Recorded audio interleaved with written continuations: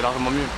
On entame un match où on domine le 2-0 et au final on le perd 3-1 et c'est difficile à accepter. Ouais, c'est vrai qu'à la mi-temps, vous auriez mené de 2 ou 3-0, c'était pas illogique. C'est même pas à la mi-temps, c'est au bout de 10 minutes de jeu, ça fait 3-0, c'était logique. C'était logique. Après maintenant, on a réussi à mener à 0, on se fait égaliser avant la pause. Et au bout de 2 heures, en deuxième mi-temps, on encaisse 2 buts et c'est dur d'accepter. Bon, c'est vrai que vous avez fait match nul au match aller hein, contre Marseille Consola, Ouais, il me semble. Marseille a sauvé sa peau, mais Épinal, malheureusement, c'est le CFA qui vous attend. Hein. À cette époque-là de l'année, quand on nous avait joué au mois de décembre, on avait exactement le même nombre de points. Aujourd'hui, ils ont pratiquement 20-25 points de plus que nous. Et voilà, c'était une équipe qui a su faire de rond et qui a réussi à sauver chez nous, on va dire chez nous, parce qu'ils ont venu prendre des 3 points chez nous qu'il leur fallait et ils les ont pris. Bon, est-ce que tu comprends un petit peu le mécontentement des supporters, parce que vous avez gagné que 2 fois cette saison hein. Ah bien sûr, c'est normal, je les comprends. 2 victoires dans l'année, c'est difficile à accepter. Comment tu expliques justement que cette saison soit aussi chaotique? Franchement, c'est des saisons qui peuvent arriver comme ça peut arriver à n'importe quelle équipe et on est tombé sur l'année qu'il fallait pas quoi. Et au même temps de l'année dernière, on était champion en CFA et ouais, c'est difficile, c'est rageant. Bon, faut préparer la prochaine saison en CFA, s'appuyer sur les jeunes du centre de formation. Comment tu vois les choses, toi?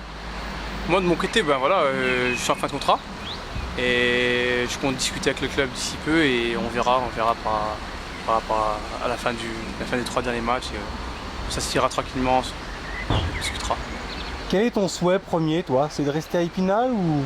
Moi, mon souhait, c'est pourquoi pas, comment dire, s'il y a un bon projet et si le projet c'est de remonter, pourquoi pas. Je suis ouvert à toute proposition. Très difficile hein, de remonter tout de suite derrière. La saison dernière, c'était une année très difficile.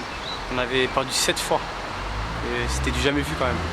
Et on a réussi à monter. Et je pense que l'année prochaine, j'espère pour le club et j'espère que si je reste, de refaire la navette aussi vite.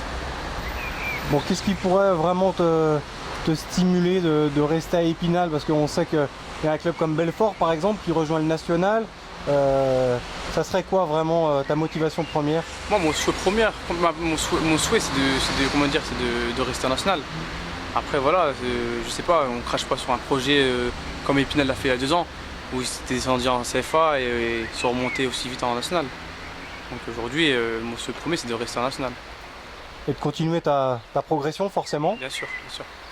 Dans la tête d'un jeune joueur comme toi, c'est jouer en CFA, c'est reculer un petit peu, c'est être moins voyant aux yeux du monde du football. Ouais, on va dire que la vitrine elle est moins flagrante par rapport au fait de jouer en national. Mais bon, aujourd'hui, on crache pas sur la CFA. Hein. Et d'autant plus qu'il y a beaucoup de joueurs qui sont sans club. Donc avoir un club déjà, c'est bien. Et les finances sont de plus en plus fragiles forcément dans tous les clubs. Il y a des choix à faire, hein, comme tu le dis, il y a le projet aussi à prendre en compte. bien sûr, de toute façon, un footballeur se base sur le projet. Hein. Demain, si Épinal me propose un nouveau contrat avec 1 voire 2 années à prendre, on sera obligé de réfléchir et d'accepter parce que voilà, aujourd'hui, trouver un club, c'est pas facile. Bon, aujourd'hui, il n'y a plus que 3 joueurs qui sont sous contrat, Anthony Chauvet, Romain Schuller et Hassan Benkajan. Ouais.